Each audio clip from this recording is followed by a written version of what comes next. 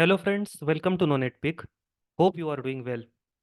अभी आपकी सी cat exam में सिर्फ एक दिन बचा है। आपकी सी कैट एग्जाम 6 और 7 जुलाई को होगी। जिनकी एग्जाम जिनकी एग्जाम 6 जुलाई को है, उनके पास एक दिन बचा है, और जिनकी एग्जाम 7 जुलाई को है, उनके पास अभी 2 दिन बाकी है। ठीक है। आई होप कि आपने सी कैट एग्जाम का प्रिपरेशन अच्छे से कर लिया होगा। मेरा ये वीडियो बनाने का सिर्फ एक ही मोटिव है, आपको बेस्ट ऑफ लक विश करना, और एग्जाम के एक दिन पहले का प्रिपरेशन, और एग्जाम के वक्त आपको जो चीज़ें फॉलो करनी चाहिए, बस उसके बारे में कुछ आपको बताना चाहता हूँ। इसीलिए ये वीडियो मैं बना रहा हूँ। ठीक है। तो सबसे पहले कुछ इंपॉर्टेंट टिप्स देखिए। ठीक है। तो सबसे पहली और इम्पोर्टेंट टिप, कि अभी आपको कोई भी नया टॉपिक स्टार्ट नहीं करना है। ये बात आप अच्छे से समझ लीजिए। ठीक है। क्योंकि आपके पास वक्त बिल्कुल भी नहीं है। जो भी आपने प्रिपेयर किया है अब तक, उसी को अच्छे से रिवाइज कीजिए। जो भी एमसीक्यूज आपने अब तक सॉल्व किए हैं और आप करते आए हैं, वही कीजिए। अभी आपके पास नया टॉपिक करने का टाइम नहीं है। ठीक है। कोई भी नया टॉपिक अब मत लीजिए। अब तक आपने जो भी प्रिपेयर किया है, बस आपको उसी को ही रिवाइज करना है। ठीक है। Next, revise all the MCQs from where you prepared. आपने जितने भी एमसीक्यूज प्रिपेयर किए हैं, जो भी कंसेप्ट, जो भी टॉपिक्स देखे हैं, आपको उसे ही रिवाइज करना है। ये इंपॉर्टेंट है। आपको बस इतना ही प्रिपेयर करना है, क्योंकि अब आपके पास टाइम नहीं है, सिर्फ एक दिन बचा है। ठीक है। क्वांटिटेटिव एप्टीट्यूड, उसके सारे फॉर्मूलाज आपको अच्छे से याद करने ही है। ठीक है। ये आप अच्छे से याद कर लीजिएगा, क्योंकि ये फॉर्मूलाज आपको बहुत इंपॉर्टेंट है। एग्जाम के वक्त यही काम आएंगे आपके। ठीक है। और नेक्स्ट, सबसे इंपॉर्टेंट, डोंट टेक स्ट्रेस। अगर आप स्ट्रेस लेते हो, तो आपने जो भी प्रिपेयर किया है सब भूल जाओगे। इसीलिए मेरी आपसे रिक्वेस्ट है कि स्ट्रेस मत लीजिए, टेंशन मत लीजिए। क्योंकि स्ट्रेस में इंसान जो भी आपने प्रिपेयर किया है, जो भी आपको आसान से आसान सवाल भी आप नहीं सॉल्व कर पाएंगे अगर आप स्ट्रेस लेते हैं तो। ठीक है। तो मेरी आपसे रिक्वेस्ट है कि स्ट्रेस प्लीज बिल्कुल भी मत लीजिए। एग्जाम का स्ट्रेस लेंगे तो आप ही मतलब अपना नुकसान कर लेंगे। क्योंकि जो टॉपिक्स आपने अच्छे से किए हैं वो भी आप भूल जाएंगे। और हार्ड का तो मतलब पूछो ही मत। ठीक है। मेरी आपसे रिक्वेस्ट है, नया टॉपिक शुरू मत कीजिए। सारे एमसीक्यूज जो आपने प्रिपेयर किए हैं वही अच्छे से प्रिपेयर कर लीजिए। और जो भी फॉर्मूलाज है क्वांटिटेटिव एप्टीट्यूड के, अच्छे से याद कर लीजिए। और सबसे इम्पोर्टेंट, स्ट्रेस आपको बिल्कुल भी नहीं लेना है। प्लीज़, ये मेरी रिक्वेस्ट है आपसे। इसमें आप ही का नुकसान होगा, क्योंकि बहुत बहुत बार ऐसा होता है कि आपने जो प्रिपेयर किया है, स्ट्रेस की वजह से आप एग्जाम में मतलब इतना कंफ्यूज हो जाते हो। इतना मतलब अगर सोच लो, मान लो कि अगर पहला ही प्रॉब्लम अगर कुछ आपको हार्ड लगता है, तो आप स्ट्रेस लेने लगते हो कि शायद अगले प्रॉब्लम्स भी मतलब हार्ड ही होंगे, अगले एमसीक्यूज भी हार्ड ही होंगे। मतलब आप बाय डिफॉल्ट कंसीडर कर लेते हो। तो ऐसा आपको नहीं करना है। एग्जाम के वक्त जो होगा सो होगा। आपको बस स्ट्रेस फ्री रहना है, एग्जाम अच्छे से देनी है। ठीक है। ये मेरी आपसे रिक्वेस्ट है कि स्ट्रेस बिल्कुल भी मत लीजिए। मैं इसी पॉइंट पर बार बार फोकस इसीलिए कर रहा हूँ, क्योंकि एग्जाम के वक्त हर बार ऐसा होता ही है। क्योंकि आप मतलब जो हार्ड होता है, उस जो हार्ड प्रॉब्लम होता है, उसके टेंशन के चक्कर में आप जो इजी होता है वो भी सॉल्व नहीं कर पाते। और इसमें आप ही का नुकसान होता है। इसीलिए मेरी रिक्वेस्ट है, स्ट्रेस बिल्कुल भी मत लीजिए। ठीक है। बस कोई भी अब नया टॉपिक मत लीजिए। जो एमसीक्यूज प्रिपेयर किए हैं वही आप अच्छे से कर लीजिए। फॉर्मूलाज अच्छे से याद कर लीजिए। ठीक है। अब एग्जाम की आप टिप्स, मैं आपको कुछ आपको बताना चाहता हूँ, तो वो भी आप देख लीजिए। एग्जाम के वक्त अभी, एग्जाम के एक दिन पहले आपको क्या करना है मैंने आपको बता दिया है। वो आप अच्छे से कर लीजिए, क्योंकि अब सिर्फ एक ही दिन बचा है। इसीलिए ठीक है। अब एग्जाम के वक्त आपको क्या करना है, ये कुछ चीज़ें आपको बहुत से लोगों को मालूम भी होगी, लेकिन फिर भी एक बार सुन लीजिए। ठीक है। सबसे पहले, कि आपके एडमिट कार्ड पर जो भी गाइडलाइंस दी है, जो भी मतलब आपको बताया गया है, सारी इंस्ट्रक्शंस आपको फॉलो करने हैं, अच्छे से रीड करने हैं। ठीक है। क्योंकि हर बार ऐसा होता है कि मतलब हम अच्छे से पढ़ते नहीं और लास्ट मोमेंट पर गड़बड़ हो जाती है। ठीक है। आपको सिर्फ आपको एग्जाम सेंटर पे सिर्फ अपना एडमिट कार्ड और आपका आईडी प्रूफ, जैसे कि आधार कार्ड, यही लेकर जाना है। ठीक है। और पेन आप कैरी कर लीजिए। ठीक है। बाकी जो भी रफ शीट होती है वो प्रोवाइड कर देते हैं। इसके इसके अलावा वहाँ कुछ नहीं चाहिए, ठीक है। तो एडमिट कार्ड अच्छे से पढ़ लीजिए, मतलब उसमें जो भी गाइडलाइंस जो भी इंस्ट्रक्शंस दिए हुए हैं उसे अच्छे से फॉलो कीजिए, ठीक है। नेक्स्ट। हाँ, अगर आपको पॉसिबल हो तो आप प्लीज़ वॉच कैरी कर लीजिए अपने साथ, क्योंकि अक्सर ऐसा होता है कि मतलब सेक्शन ए के लिए मैं आपको बता रहा हूँ कि आपको टाइम अच्छे से देखना चाहिए, क्योंकि क्या होता है कि आप प्रॉब्लम सॉल्व करने में इतने बिजी हो जाते हैं कि आप मतलब टाइम हाथ से निकल जाता है, आपको पता भी नहीं चलता। इसीलिए या तो पॉसिबल है तो वॉच कैरी कर लीजिए, और अगर नहीं तो थोड़ी थोड़ी देर में आप वहाँ मतलब जो भी मतलब इन्विजिलेटर होंगे आपको वहाँ उनसे टाइम पूछते रहना है। क्योंकि अक्सर ऐसा होता है कि आप मतलब टाइम का मतलब गड़बड़ होती है, क्योंकि क्योंकि क्वांटिटेटिव एप्टीट्यूड में प्रॉब्लम सॉल्व करने में टाइम लगता है। इसीलिए इसीलिए आपको टाइम मैनेजमेंट वहाँ अच्छे से करना है, ये बात आपको भूलनी नहीं है। सेक्शन बी में इतनी प्रॉब्लम नहीं आती, लेकिन सेक्शन ए में अक्सर ऐसा होता ही है। टाइम मैनेजमेंट आपको आना चाहिए, ठीक है, क्योंकि क्वांटिटेटिव एप्टीट्यूड में आप गड़बड़ कर ही दोगे। इसीलिए टाइम अच्छे से देख लीजिए। वॉच अगर पॉसिबल है तो कैरी कीजिए, एनालॉग वॉच, डिजिटल नहीं, हाँ, ये भी याद याद रख लीजिए अच्छे से।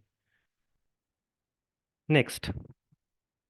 हाँ, आपको रफ शीट प्रोवाइड की जाएगी, इसीलिए आपको सिर्फ, मैंने जैसे कि कहा शुरुआत में एक आपसे कहा था कि आपको सिर्फ एडमिट कार्ड और आधार कार्ड ही कैरी करना है, या फिर कोई भी आईडी प्रूफ, ठीक है, और पेन। आपको रफ शीट प्रोवाइड कर दी जाएगी। जैसे ही आपके हाथ में रफ शीट आती है, सबसे पहले, जैसा कि मैंने कहा था कि एक दिन पहले आपको अच्छे से सारे फॉर्मूलाज याद करने हैं। आपको जैसे रफ शीट मिलेगी आपको तुरंत फॉर्मूलाज राइट डाउन करना शुरू करना है, ठीक है। जैसे ही आपके हाथ में रफ शीट आएगी तुरंत आपको सारे क्वांटिटेटिव एप्टीट्यूड के और जो भी फॉर्मूलाज इंपॉर्टेंट है वो सब आपको लिख कर रखने हैं, क्योंकि ऐसा होता है कि एंड मोमेंट पर आप भूल जाते हो। तो इसीलिए सारे फॉर्मूलाज आपको रफ शीट पर लिखने हैं। और सबसे बड़ी बात, जो कोडिंग डिकोडिंग के जो वो प्रॉब्लम्स होते हैं ना, वो एबीसीडी और उसके न्यूमेरिकल्स पे आपको अच्छे से लिख कर रखने हैं, क्योंकि एग्जाम शुरू होने के बाद आपका टाइम उसमें चला जाएगा अगर आप बाद में वो करेंगे तो, ठीक है। इसीलिए सारे फॉर्मूलाज और वो एबीसीडी न्यूमेरिकल्स और जो भी इंपॉर्टेंट चीज़ें हैं वो आपको तुरंत लिख कर रखनी है, एग्जाम से पहले पहले ही, ठीक है। रफशीट वो प्रोवाइड करते हैं, अगर रफशीट खत्म भी हो जाती है तो भी एक्स्ट्रा मिल जाती है, इसीलिए डोंट वरी अबाउट दैट, ठीक है। नेक्स्ट। जैसे ही पेपर स्टार्ट होगा तुरंत सॉल्व करने में मत लग जाइएगा। पहले पूरे पेपर को मतलब एक बार अच्छे से 2 मिनट इसमें टाइम दीजिए आप। जैसे एग्जाम खत्म शुरू हो जाएगी तो please go through the paper first. आपको थोड़ा मतलब 2 मिनट का टाइम आपको देना ही है, मतलब पेपर अच्छे से आपको देखना है। क्योंकि क्या होता है कि कभी कभी यार ऐसा होता है कि मतलब स्टार्ट में आपको कुछ हार्ड प्रॉब्लम दिखाई देता है, आप डिमोटिवेट हो जाते हो, आपको लगता है कि मतलब सारे प्रॉब्लम्स ऐसे ही होंगे, और आपका मतलब वहीं पर मोरल डाउन हो जाता है, आपका मतलब वहीं पर मतलब सारा कॉन्फिडेंस लूज हो जाता है। इसीलिए आपको पेपर के वक्त वो जो 1 घंटे का टाइम होता है आपको उसमें आपको खुद को संभालना आना चाहिए, क्योंकि आप टेंशन भी उसी वक्त लेते हो, सोचने भी उसी वक्त लगते हो, और पेपर भी सॉल्व करना होता है। इसीलिए चिंता नहीं करनी है, गड़बड़ ना बिल्कुल भी नहीं है, गड़बड़ बिल्कुल मत कीजिए, और जल्दबाजी तो बिल्कुल भी नहीं, क्योंकि जल्दबाजी में अक्सर आप गलतियां कर ही बैठोगे, ठीक है। तो मेरी आपसे रिक्वेस्ट है कि जैसे ही आपको मतलब पेपर स्टार्ट हो जाएगा तो पेपर अच्छे से पहले देख लीजिएगा, ठीक है। Next. Try to solve paper in 2 rounds, ठीक है। आपको पेपर 2 राउंड में सॉल्व करना है, मतलब आपको पहले पेपर अच्छे से देख लेना है, जैसा कि मैंने कहा go through the paper first. फिर पहले राउंड में जो आपके कंफर्म आंसर्स है वो आपको टिक कर लेने हैं, ठीक है। ये बात फिर से सुन लीजिए। पहले 2 मिनट में आप अच्छे से पेपर देखेंगे, मतलब ये कि और फर्स्ट राउंड आपको जो जो आंसर कंफर्म आते हैं आपको पहले उसे टिक करना ही है। क्योंकि ऐसा होता है कि आप पेपर स्टार्ट हो जाता है तुरंत क्वांटिटेटिव एप्टीट्यूड लेकर बैठ जाते हो, या फिर पैराग्राफ के क्वेश्चन सॉल्व करने बैठ जाते हो, और और अगर टाइम कम पड़ गया तो लास्ट में ऐसा होता है कि जो आपका आंसर आता था और वो आप टिक करना ही रह जाते हैं, बाद में आप रिग्रेट करते हो। ऐसा बिल्कुल नहीं करना है। जैसे ही पेपर स्टार्ट होगा पहले 2 मिनट में पढ़िए, उसके बाद जो कंफर्म आंसर्स है फर्स्ट राउंड में सब उसे अच्छे से टिक कर दीजिएगा, ठीक है। और फिर सेकंड राउंड में बाकी आप क्वेश्चन सॉल्व करते बैठना, मैक्सिमम जो आपको अच्छे से आता है, जो आपको लगता है। फर्स्ट राउंड में कंफर्म आंसर्स आपको टिक करने हैं और रफ शीट पर आपको लगता है जो क्वेश्चन आप बाद में सॉल्व कर सकते हो वो क्वेश्चन नंबर आपको लिख कर रखना है, और फिर सेकंड राउंड में आपको वो सारे क्वेश्चन सॉल्व करने हैं, ठीक है। ये बात आप अच्छे से याद रख लीजिएगा, ठीक है। आई होप आपको समझ में आ रहा होगा।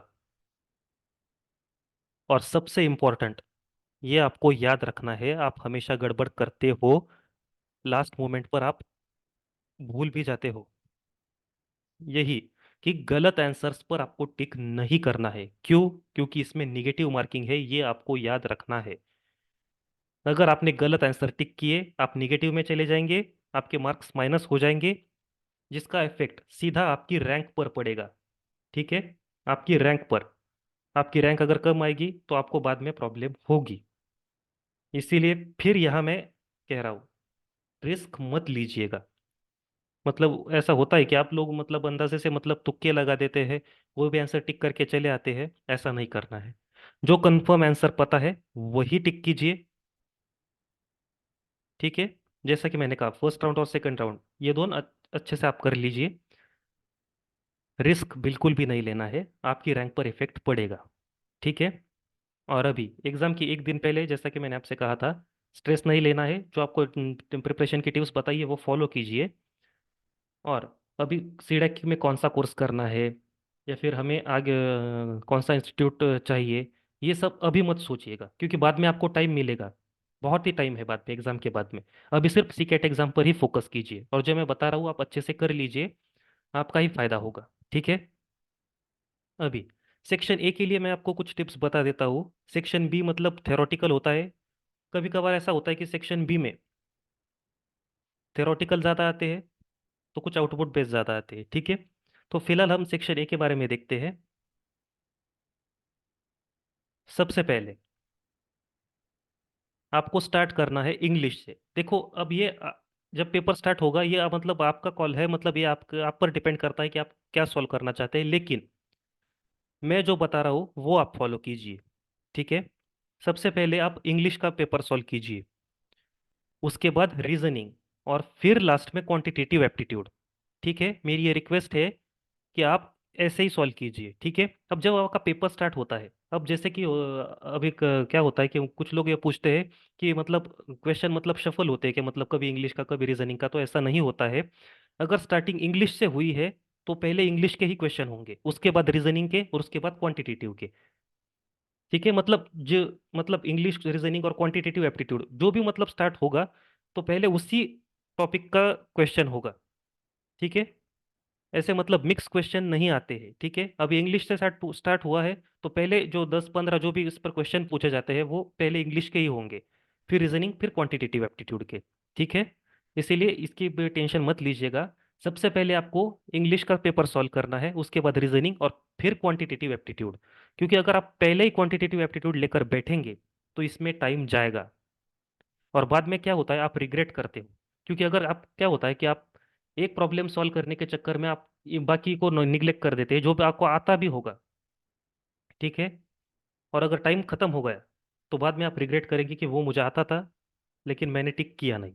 अब देखिए, क्वेश्चन, हर क्वेश्चन चाहे वो इजी हो या फिर हार्ड, हर क्वेश्चन के लिए +3 मार्क्स है, ठीक है। मतलब वेटेज सेम है हर क्वेश्चन का, कम ज़्यादा नहीं है। इसीलिए अगर आप क्वांटिटेटिव एप्टीट्यूड का एक हार्ड प्रॉब्लम को सॉल्व करने बैठोगे और उसी में बिजी होकर रहोगे, तो बाकी इजी प्रॉब्लम जो आप कर सकते थे उस पर आप मतलब निगलेक्ट कर देंगे, तो लास्ट में आपको ही रिग्रेट होगा। क्योंकि जो हार्ड प्रॉब्लम आप सॉल्व करेंगे उसमें भी 3 मार्क्स है, और जो इजी प्रॉब्लम्स है उसमें भी 3 मार्क्स है। इसीलिए मतलब अपना नुकसान नहीं करवाना है। अगर कोई प्रॉब्लम सॉल्व नहीं हो रहा है बहुत देर तक, ज़्यादा से ज़्यादा 2-3 मिनट तक कोशिश कीजिए, उससे ज़्यादा नहीं। अगर नहीं हो रहा है वो प्रॉब्लम छोड़ दीजिए और फिर नेक्स्ट ले लीजिए। इसीलिए मैंने आपसे कहा था कि फर्स्ट राउंड में जो आपको कंफर्म आता है आपको उसी को टिक करना है, ठीक है। अच्छे से याद रखिएगा प्लीज़, मैं बार बार रिक्वेस्ट कर रहा हूँ आपसे, क्योंकि एग्जाम के टाइम पर ये गड़बड़ होती है, ठीक है। आपको ऐसा ही करना है, तो मैं जैसा कह रहा हूँ आप प्लीज़ वैसा कीजिए, पहले इंग्लिश, रीजनिंग, और उसके बाद क्वांटिटेटिव एप्टीट्यूड, ठीक है। नेक्स्ट, फॉर रीडिंग कॉम्प्रिहेंशन, हाँ ये इंपॉर्टेंट है। इंग्लिश का, इंग्लिश के पैराग्राफ का जो क्वेश्चन होते हैं, जो मतलब पैसेज दिया होता है आपको और उस पर बेस्ड कुछ क्वेश्चन होते हैं, तो पैराग्राफ सॉल्व करते वक्त मैं आपसे बस इतना ही कहूंगा कि पहले क्वेश्चन रीड कीजिए और उसके बाद पैराग्राफ रीड कीजिए, क्योंकि पैराग्राफ रीड करने में आपका टाइम चला जाएगा, उसके बाद क्वेश्चन का आंसर ढूंढने में आपको टाइम लग जाएगा। लेकिन अगर आप पहले क्वेश्चन रीड करेंगे और उसके बाद पैराग्राफ रीड करने जाएंगे, तो पैराग्राफ रीड करते करते ही आपको आंसर मिल जाएगा। तो इस तरह आपका टाइम सेव हो जाएगा। ठीक है, ये इंपॉर्टेंट टिप है, अच्छे से मतलब देख लीजिएगा इसे पैराग्राफ के क्वेश्चन सॉल्व करते वक्त। ठीक है, लेकिन फिर से कह रहा हूँ, पहले इंग्लिश रीजनिंग और उसके बाद क्वांटिटेटिव एप्टीट्यूड। ठीक है, प्लीज बार बार रिक्वेस्ट आपके लिए ही कर रहा हूँ। ठीक है, नेक्स्ट। हाँ, तो सबसे इंपॉर्टेंट, सबसे पहले आपको थ्योरी थ्योरी क्वेश्चन करने हैं, उसके बाद ही न्यूमेरिकल, जैसा कि मैंने एज यूजुअल जो कि मैंने आपको बताया था। ठीक है, ज्यादा कंफ्यूज नहीं होना है। थ्योरी थ्योरी क्वेश्चन आपको फर्स्ट सॉल्व करने हैं, उसके बाद न्यूमेरिकल, टाइम मैनेजमेंट के लिए। ठीक है, नेक्स्ट, ये सबसे इंपॉर्टेंट है, डोंट गेट पैनिक। ठीक है, एग्जाम के वक्त अगर पहला ही प्रॉब्लम हार्ड आ जाता है, तो आप मतलब अपना कॉन्फिडेंस ही लूज कर बैठते हो और आपको लगता है कि सारे प्रॉब्लम्स ऐसे ही होंगे। ऐसा नहीं होता है, इजी प्रॉब्लम्स भी होते हैं, इजी क्वेश्चंस भी आते हैं। इसीलिए मेरी आपसे प्लीज रिक्वेस्ट है कि गड़बड़ मत कीजिए। ठीक है, लास्ट मोमेंट पर आप गड़बड़ कर देते हो, अच्छे से प्रिपेयर कर लेते हो और एग्जाम के टाइम पर ही आप मतलब सारा मतलब गड़बड़ करके चले आते हो और बाद में रिग्रेट हो करते बैठते हो। इसीलिए एक दिन पहले मैं आप इसीलिए ये वीडियो बना रहा हूँ, ताकि आप लास्ट मोमेंट पर पैनिक ना करें। ठीक है, स्ट्रेस नहीं लेना है, एग्जाम के वक्त पर पैनिक नहीं होना है। ठीक है, अपना पेपर अच्छे से सॉल्व कीजिए, सब कुछ अच्छे से ही होगा। ठीक है, जो टॉपिक आप नहीं कर पाए अब उसे मत कीजिए, जो किया है उसी को अच्छे से कीजिए। ठीक है, जैसे ही एग्जाम स्टार्ट होगी, सबसे पहले तो आप मतलब अच्छे से मतलब खुद को तैयार रखिएगा कि ये सब कुछ अच्छा ही होगा, क्योंकि पहला ही क्वेश्चन अगर हार्ड आया तो आप मतलब कंफ्यूज हो जाते हो। सो स्ट्रेस मत लीजिए, जो भी आपको आता है ना वो भी आप भूल जाओगे अगर आप पैनिक करोगे तो। ठीक है, सब कुछ इजी ही होगा, अच्छा ही होगा, मतलब स्ट्रेस मत लीजिए, एकदम रिलैक्स रहिए, जो भी होना है अच्छा ही होगा। ठीक है, किसी को स्ट्रेस नहीं लेना है, बार बार रिक्वेस्ट कर रहा हूँ। ठीक है, आप सबको आपकी सीकेट एग्जाम के लिए बेस्ट ऑफ लक। ठीक है, आप अच्छे से एग्जाम दीजिए, होप, यही प्रार्थना है कि आप सब अच्छे से मतलब अच्छे से परफॉर्म करें और आपकी रैंक अच्छे से आए और आप सबको अच्छा इंस्टीट्यूट मिले। होप आप सब समझ रहे होंगे, मेरी आपसे यही रिक्वेस्ट है कि आप अच्छे से प्रिपेयर करें और जो भी मैंने टिप्स आपको बताए उसे फॉलो कीजिए, सब अच्छा ही होगा, चिंता मत कीजिए। ठीक है, अपने आप पर, अपनी मेहनत पर, अपने भगवान पर विश्वास रखिए, जो भी होगा अच्छे के लिए होगा, सब अच्छा ही होगा। ठीक है, best of luck again. Video पसंद आया हो, एज यूजुअल लाइक कीजिए, शेयर कीजिए, सब्सक्राइब कीजिए। ठीक है, ये बोलना मेरा काम है बाकी सब आपके आप पर डिपेंड है। ठीक है, थैंक यू सो मच। अगर भी कोई भी क्वेरी है, अगर कोई भी पूछना चाहते हो तो कमेंट बॉक्स में आप कमेंट करके पूछ सकते हो। ठीक है, thank you so much and best of luck again.